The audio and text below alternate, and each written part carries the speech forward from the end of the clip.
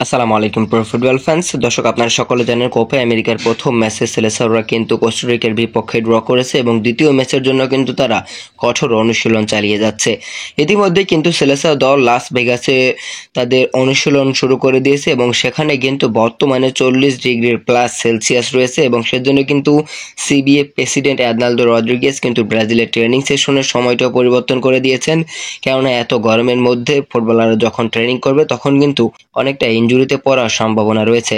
সেজন্য কিন্তু প্রথমে সেলেসাওদের যে রুটিন টাইমটা ছিল সেখানে কিন্তু বিকাল 5টা থেকে রাত 9টা পর্যন্ত তাদের অনুশীলনের সময় ছিল, কিন্তু ব্রাজিলিয়ান ফেডারেশন সময় পরিবর্তন করার কারণে কিন্তু সন্ধ্যা 7টা থেকে রাত 11টা পর্যন্ত সেলেসাওরা ট্রেনিং করবে।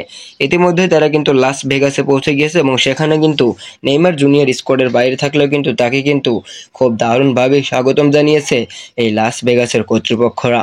মূলত সেলেসাওরা কিন্তু ওই মাঠে ইতিমধ্যে অনুশীলন শুরু করে দিয়েছে এবং সেখানে কিন্তু কঠোর কঠোর প্রস্তুতি চালাচ্ছে প্যারাগুয়ের বিপক্ষে ম্যাচের জয়ের জন্য। মূলত প্যারাগুয়ের বিপক্ষে মাঠে নামবে 29শে জুলাই বাংলাদেশ সময় সকাল 7টায়, অর্থাৎ শনিবার সকাল 7টায়। মূলত এই ম্যাচটি কিন্তু সেলেসাওদের জয় পেতেই হবে, না হলে কিন্তু পরের রাউন্ডে যাওয়া অনেকটা কষ্ট হয়ে যাবে সেলেসাওদের।